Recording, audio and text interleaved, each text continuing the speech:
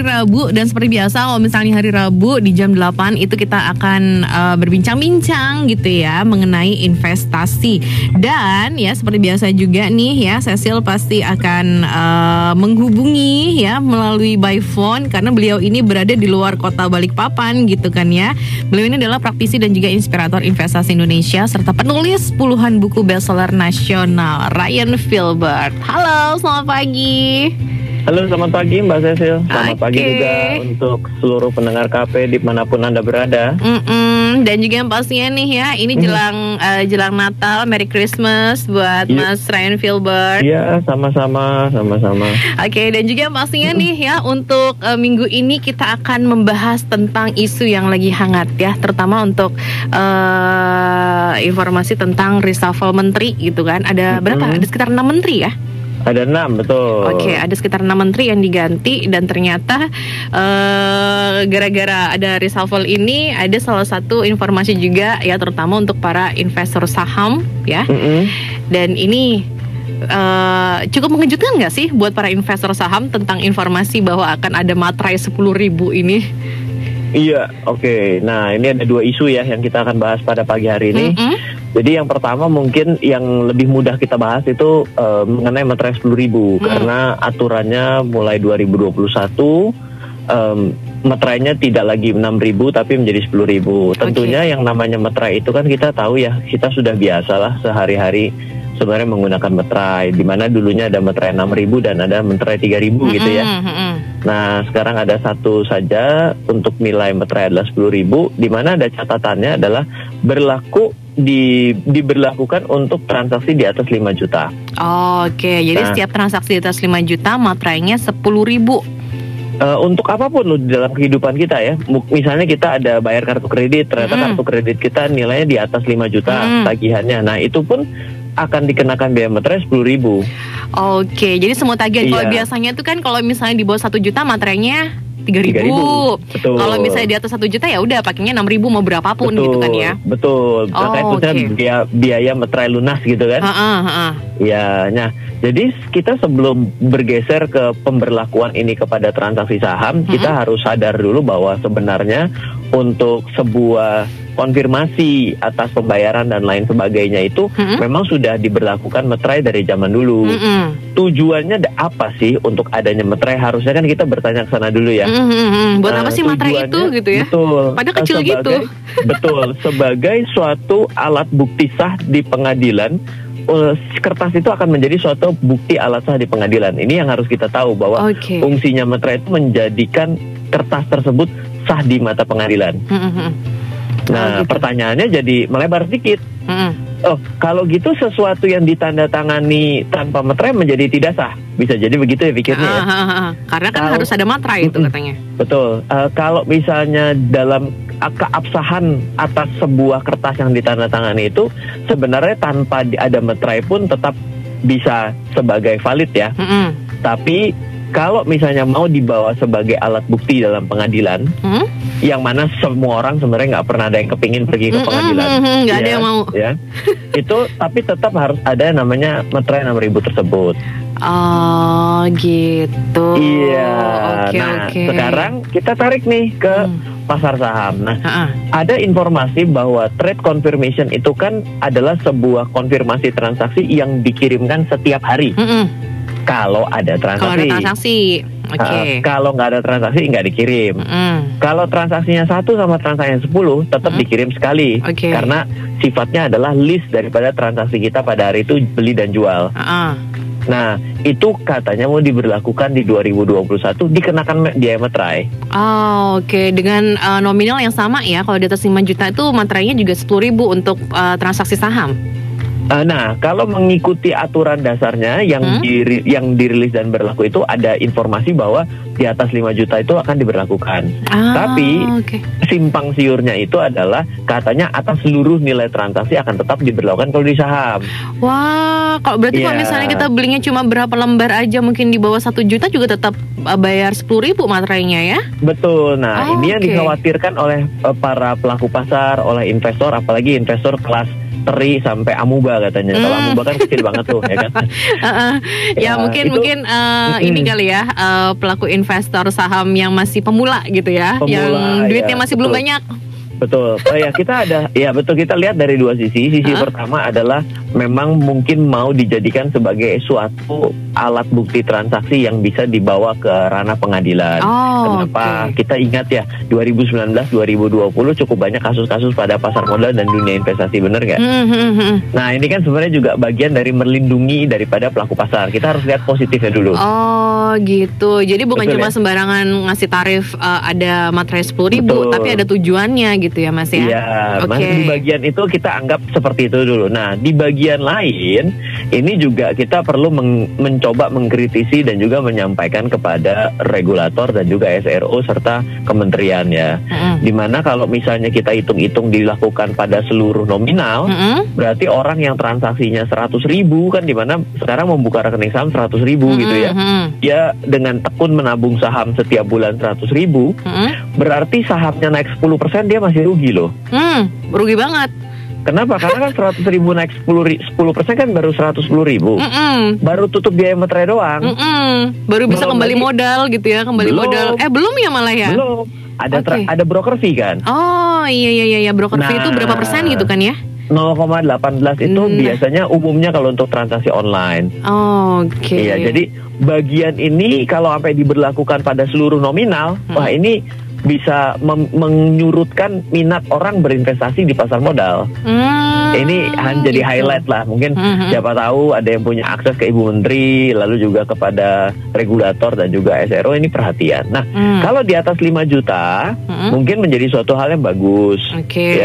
Ya, memang kan selama ini kan materai itu menurut Ibu Sri Mulyani juga sudah 16 tahun tidak pernah naik. Berarti kan 6.000 terus gitu ya dari zaman dulu. Nah, ini ada suatu kenaikan. Nah, jadi kalau kita misalnya lihat di atas 5 juta menjadi suatu nilai yang oke lah, masih bisa kita hitung bahwa 10.000-nya itu juga terjadi kan satu kali dalam satu hari gitu ya, dimana kita totalkan seluruh transaksi beli dan jual kita di atas 5 juta baru kena. Berarti berarti ini berlaku untuk jual dan beli ya, bukan cuma sekedar kita pada saat kita beli atau kita jual aja gitu ya? Pemikirannya harus sama seperti kita lembar tagihan kartu kredit. Lembar tagihan kartu kredit itu kan ada tagihan, ada yang dibayar. Benar.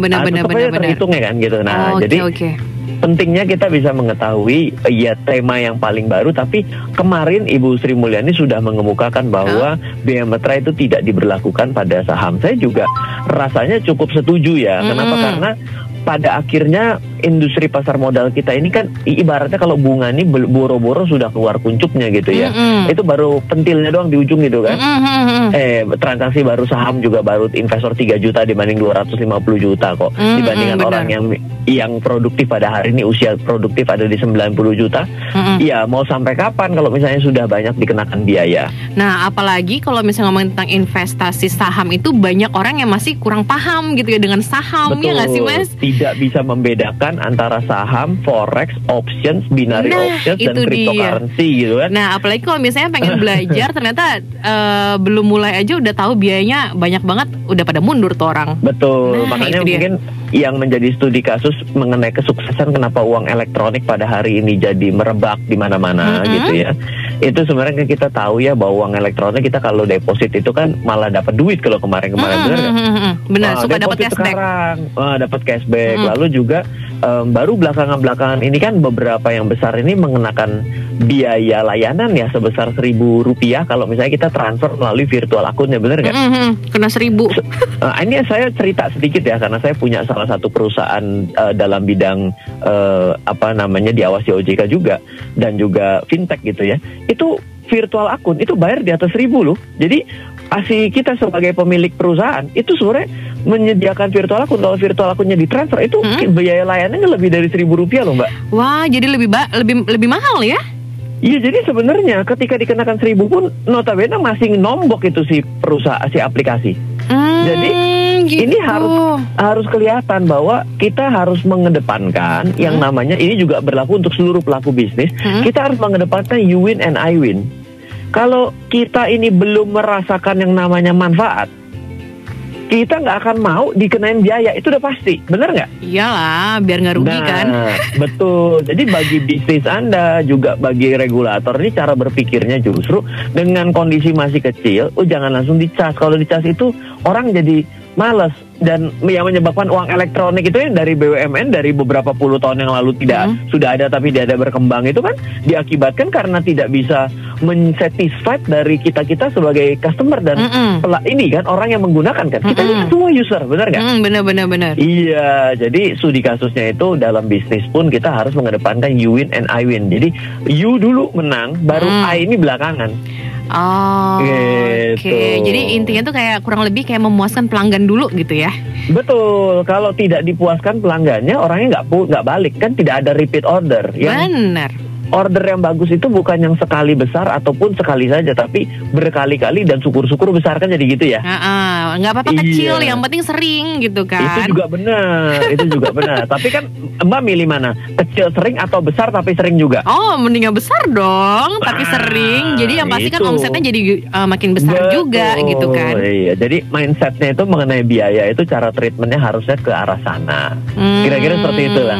Kalau masalah materai nih. Oke, jadi memang ngomongin tentang materai ini sebenarnya sih untuk materai 10.000 itu udah ramai diperbincangkan beberapa bulan lalu ya Mas ya. Iya, tapi begitu ketok mengenai saham, wah ini pasti ramai ini para pelaku pasar 3 juta dan investor amuba kan. Investor amuba.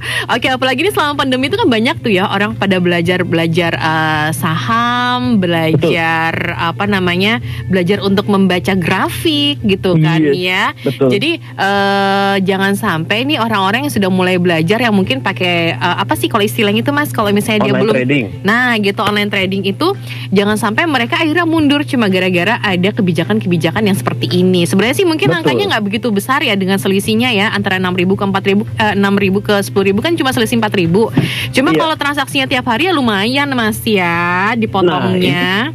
Sekalian ini kita bahas ya, dalam keuangan kita tuh tidak bisa bicara mengenai besar dan kecil dengan nominal. Tapi yang harus kita ambil sebenarnya yang disebut dengan persentase, Mbak. Oh, persentase berarti bukan nominal. Betul, ya, persentasenya. Betul. Jadi cara berpikir para pelaku saham retail ini sudah lumayan one step ahead ya. Ketika dia mengatakan kalau saya kecil, saya dikenakan biaya materai 10.000 itu besar sekali buat saya loh.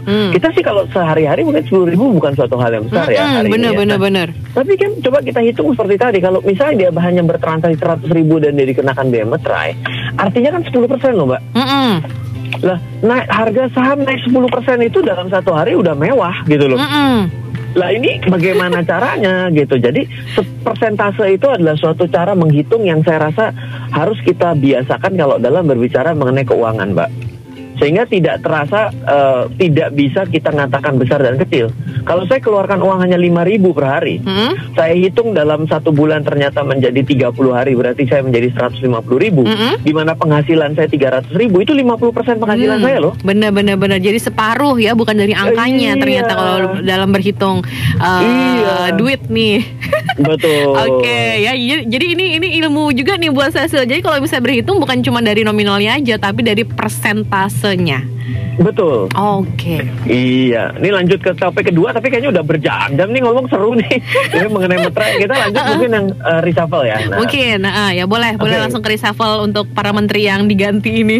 Iya, saya kalau tidak salah ya dalam kepemimpinan siapapun gitu yang namanya siapapun yang menjabat rasanya tidak mungkin menyenangkan seluruh pihak, benar ya? Benar, yang namanya kita berada di satu pihak itu kita nggak bisa nyenangin semua orang. Betul ya. Jadi pertama sih yang namanya isu reshuffle ini ya sebagian orang mungkin menjadi suatu hal yang ditunggu-tunggu. Ya tentunya pasti banyak orang yang tidak puas dengan kinerja lalu minta reshuffle, itu kan adalah sesuatu yang ya tidak bisa menyenangkan semua pihak juga gitu ya. Nah, ya jadi kalau saya ditanyakan mengenai apa nih dari potensi dari yang terjadi atas isu reshuffle kabinet yang baru saja terjadi yang mau diresmikan dilantik pada pagi hari ini gitu ya. Itu sebenarnya arahnya kemana ke dalam investasi gitu ya. Kalau menurut saya kita belum bisa lihat. Kenapa? Karena dia kan belum kerja juga. Bener ya. Jadi kita harus lihat dulu nih hasil kerjanya gitu, baru bisa dikoreksi. Betul. Jadi ya sehebat-hebatnya seseorang dengan nama besarnya menjabat gitu, itu nggak menjadi suatu jaminan ketika dia menjabat memiliki kinerja yang bagus loh. Ini menjadi suatu catatan yang sangat perlu kita garis bawah, stabilo kuning, orek-orek pakai warna merah. Jadi warnanya ngejreng. Iya, itu kan menjadi highlight khusus lah. Artinya apa? Karena kalau kita tiba-tiba mengambil keputusan investasi hari ini, akibat diganti sebagai menterinya, lah orang dia aja belum kerja kok Anda sudah begitu yakin. Berarti kalau Anda melakukan seperti itu kan bukan sebuah tindakan investasi, tapi sebuah tindakan spekulasi kan. Iya, jadi kalau dari saya sih melihat kayak gini sih tentunya biasanya dijadikan sebagai suatu sarana momentum untuk menghancurkan atau menaikkan pasar. Biasa begitu tuh ya ceritanya. Hanya gitu. cara-cara saja Cara yang untuk menaikkan pasar ternyata ya. Dan menurunkan jangan lupa. Oh, ya kan? oke, ya benar. Pasar itu kan dibuat karena persepsi loh, Mbak. Kalau orang berpikir bahwa keadaan akan membaik, maka akan mengalami kenaikan karena persepsinya buat baik. Tapi kalau kita dibawa ke persepsi yang buruk gitu ya harga akan turun. Oke, berarti kita harus punya persepsi yang baik terus gitu ya, biar harganya makin naik. Ini adalah pesan saya. Pesan saya itu kita bukan optimis kalau berbicara investasi, tapi berbicara yang namanya positif. Gitu. Ini dua statement yang rasanya kok apa bedanya, mirip sekali gitu. Beda, kalau optimis itu kita tiba-tiba bisa mengatakan tenggat waktunya loh. Gitu. Kita bisa bilang gini, oke, saya yakin 2 minggu lagi pekerjaan ini selesai. Oke, itu optimis. Oke. Saya yakin bahwa 2 bulan lagi corona akan hilang dari bumi Indonesia, kan gitu ya. Oke. Sementara kalau untuk yang positif? Kalau positif itu saya yakin bahwa obat vaksin akan ditemukan dan kita semua akan bisa sesegera mungkin untuk bisa sama-sama kembali dalam kehidupan yang normal.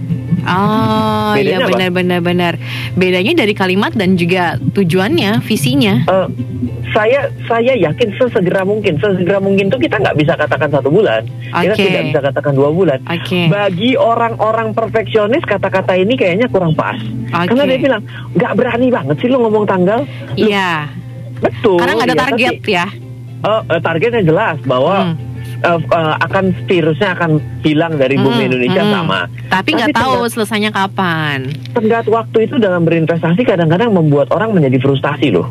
Gitu ya? Kok bisa? Nah gini contoh. Saya kan bilang gini ya, contoh gini.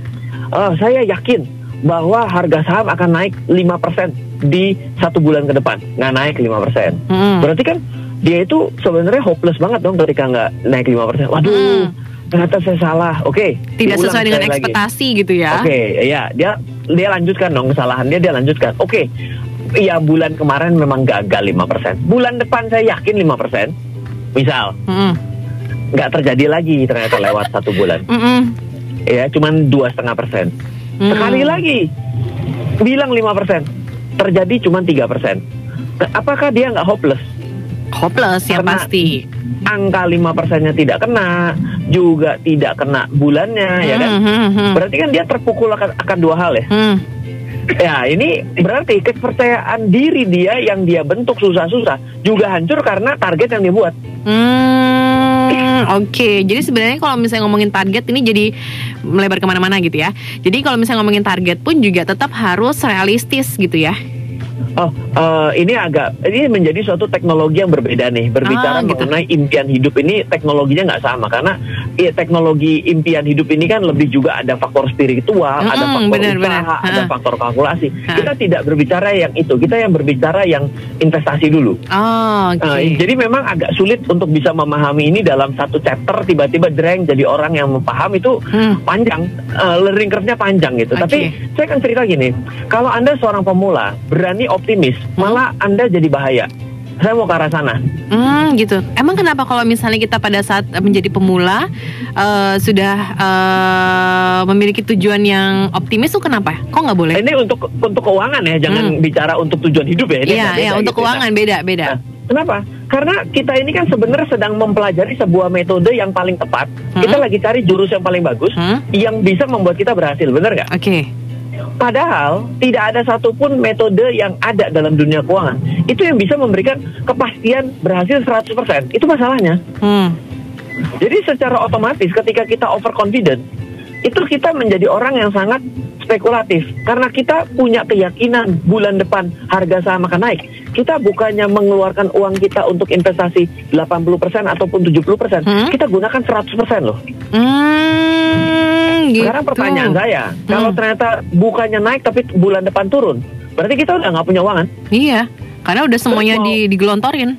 Iya, padahal ada teori lain yang menyatakan bahwa kalau pasarnya turun, itu bagus, kita bisa beli lebih banyak. Gimana mau beli lebih banyak, orang duitnya sudah habis. Akibat kepercayaan diri yang kita taruh di bulan kemarin, betul nggak? Iya, benar. Jadi nggak boleh kepedean ya. Iya, saya mau ceritakan ada satu ya, saya ada seorang tawanan perang di Amerika, itu tentara Amerika yang dia itu ada masuk ke perang yang di Vietnam itu loh, yang Amerika itu dipukul mundur. Nah, kan banyak tentara-tentara Amerika itu kan yang ditawan ya pada waktu perang itu ya. Iya. Nah, kejadiannya ditanya nih dia, kenapa Anda pada akhirnya berhasil dibebaskan dan teman-teman Anda mati? Karena dia bilang teman-temannya itu terlalu berpikir optimis. What? Apa yang salah dalam optimisme kan gitu ya? Nah, dia cerita gini, oh teman-teman saya itu mati karena kepercayaan dirinya. Hah? Kepercayaan diri bisa mematikan? Ini cerita baru nih, bener nggak? Oke, dia cerita gini, teman saya dan bilang bahwa dia itu pasti akan dibebaskan ketika Thanksgiving. Ternyata gitu. Nggak dibebasin.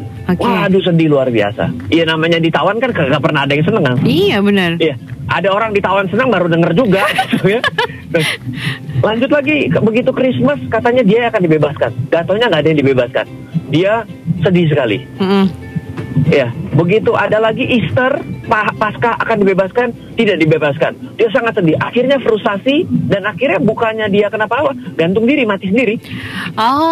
Oke. Karena dirinya sendiri gitu ya sebenarnya ya. Jadi mati karena dirinya sendiri gitu. Kalau misalnya dikisahkan dari perang ini. Betul. Nah, terus ditanya, lo bedanya sama kamu apa? Saya positif bahwa saya pasti akan dibebaskan. Walaupun tidak tahu kapan dibebaskannya gitu ya Mas ya. Oleh karena itu dia akan bertahan sepanjang selama mungkin sampai dia bebas. Dia mempelajari teknologi, bagaimana caranya agar dia bertahan untuk dia bisa keluar. Oh, ternyata kalau saya sudah diminta informasi dengan keadaan sakit segini, saya disiksa seperti ini, saya harus bicara. Oh, kalau saya tidak bisa berkomunikasi atau diisolasi kan namanya ketika kita habis kalau kita nonton film CIA atau FBI itu tuh ketika tawanan itu tidak memberikan informasi kan akan disiksa kan.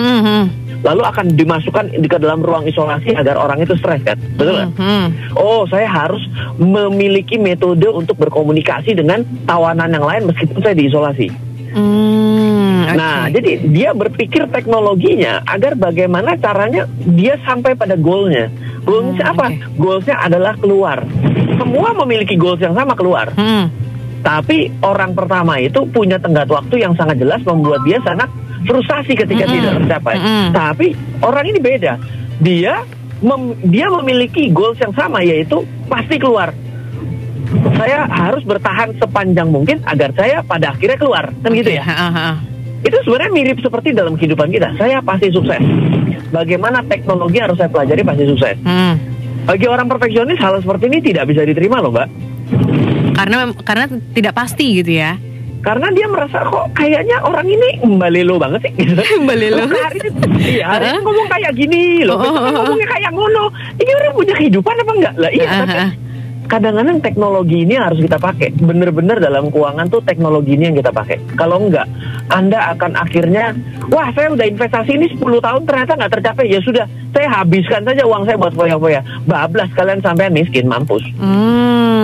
Oke, jadi memang tetap harus bijak. Dan juga pada saat kita akan memulai berinvestasi saham, itu sebenarnya kalau ngomongin tentang investasi saham pun juga sebenarnya modalnya bukan cuma uang ya Mas ya, tapi mental ya nggak sih? Ketika saya belajar, panjang belajarnya, saya belajar pertama kali adalah teknik dan metode, benar? Oh, teknik dan metode, iya benar. Karena kita berpikir bahwa ada teknik terbaik yang bisa membuat saya untung, betul atau salah?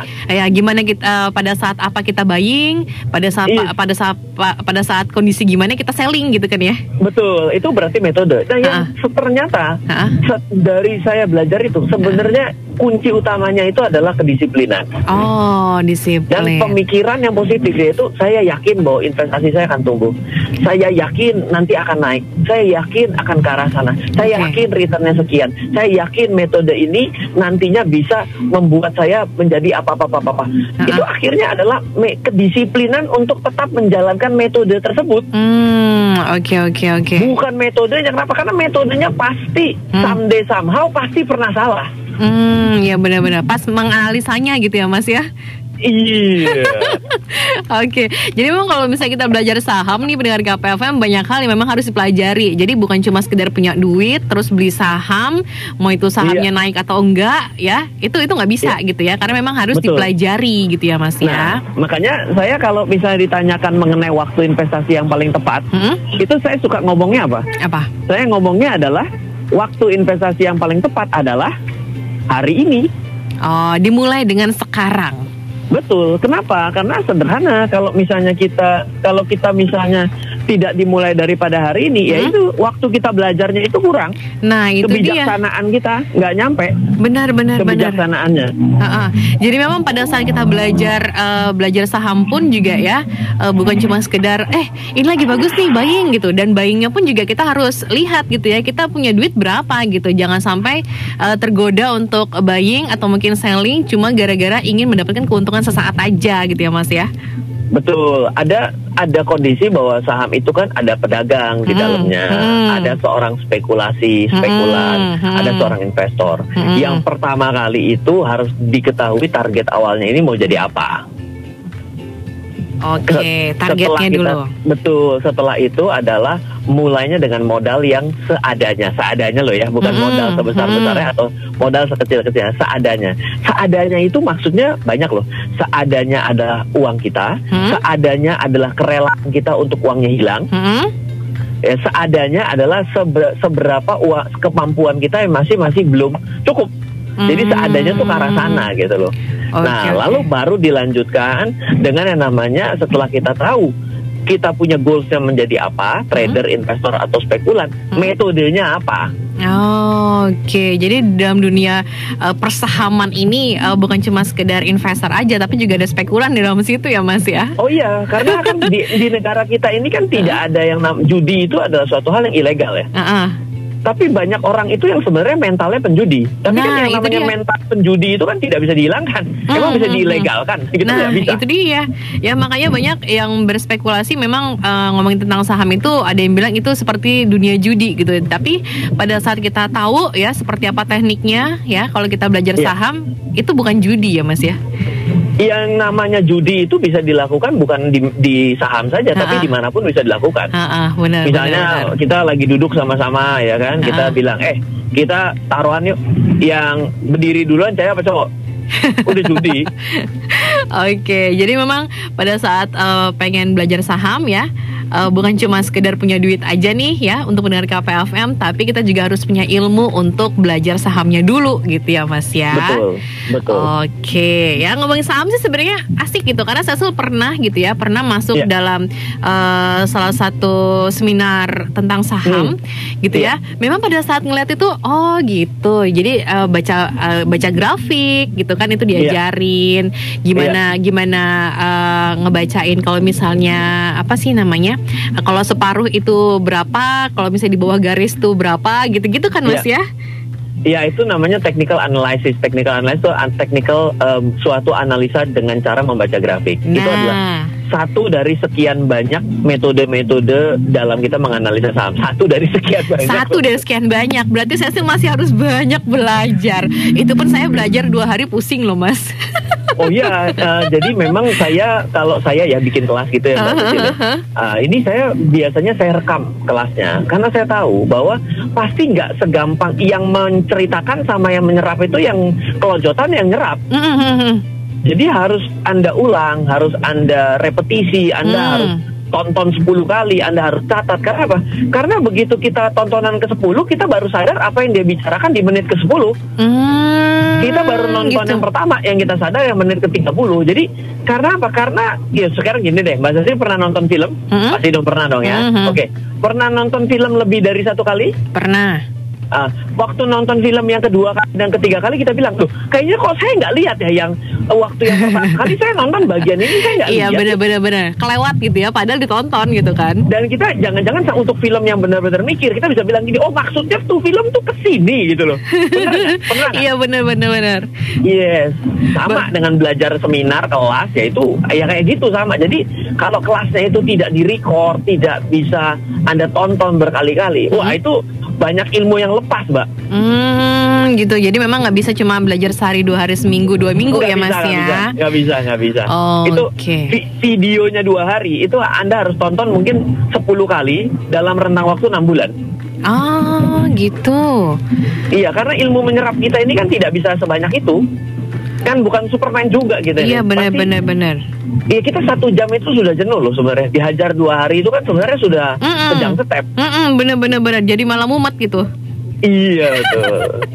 Oke deh, jadi memang nih untuk pendengar KPFM yang mungkin berencana untuk berinvestasi saham gitu ya, harus belajar dulu saham itu apa dan seperti apa tekniknya ya. Kalau misalnya mungkin untuk saat ini punya modal gitu kali ya Mas ya, jangan sampai uang modalnya ini jadi hilang kemana-mana gitu. Betul, jadi sedikit tambahan. Jadi mulailah dengan uang yang seadanya. Seadanya kita rela uangnya hilang, seadanya kita memang mampu. Kenapa? Karena tidak bisa tunggu uang banyak, malah orang banyak kapok tuh dalam investasi dengan uang banyak. Gitu. Pemula dengan uang banyak pasti kapok. Kenapa? Karena nggak mungkin tidak pernah rugi. Oke, nah namanya jualan kan itu untung rugi kan? Kalau mindsetnya udah ke situ udah bagus. Tapi ya memang banyak orang itu pengennya kayak gitu, saya kumpulin uang dulu banyak, saya masuk bablas, uangnya hilang, dia sakit hati. Udah dikumpulin banyak-banyak hilang juga. Ya dong. Biasanya orang-orang yang tangguh ya, yang akhirnya bertahan di dunia investasi, itu karena dia mulai dengan uang yang kecil dan dia mulai dari waktu yang dini. Oke. Coba perhatikan, saya kebetulan ya bukan yang udah lama sih, kita sih 16 tahun ini kan cuman covernya saja sudah mulai dari umur 18 tahun, tapi kan dengan cara yang benar segala macam itu kan nggak selama itu. Tapi kenapa saya bertahan? Karena saya lebih lama dan saya pernah merasakan untung dan rugi. Jadi itu yang membuat pada akhirnya menjadi lebih baik dari hari ke hari. Oke, jadi itu dia siapkan mental juga ya pada saat udah masuk ke dunia saham ya Mas ya. Oh iya dong, jangan siap untung nggak siap rugi, Mas. Itu dia. Main congklak kalau misalnya kagak siap rugi mah. Oke, jadi memang ngomongin tentang saham itu sama seperti kita berdagang gitu kan ya. Kita jualan, kita bisa membeli juga gitu ya Mas ya. Ya, dan dengan mindset seperti berinvestasi juga. Kalau dengan mindset dagang bisa untung bisa rugi, juga seperti mindset investasi bisa untung bisa rugi loh. Oh iya sih, benar-benar. Ya, contoh kayak kita bilang, kalau kita sekolahin anak kita, tentu harapannya apa sih? Anaknya jadi orang yang berhasil, menjadi orang yang sukses luar biasa, begitu lewatin S1, S2, S3, S Mambo, S Root semua di S-in gitu kan. Sekarang pertanyaannya, sudah nyampe S3, S Mambo, S Root itu emang pasti sukses gak? Nggak juga. Berarti ketika ada satu titik ada kegagalan, berarti kita bisa bilang, aduh investasi saya gagal nih. Anak saya kok jadi narkoban misalnya, amit-amit gak ada yang mau. Tapi kita realistis ya gitu ya. Ada keadaan sana. Berarti itu investasi yang tidak berhasil kan?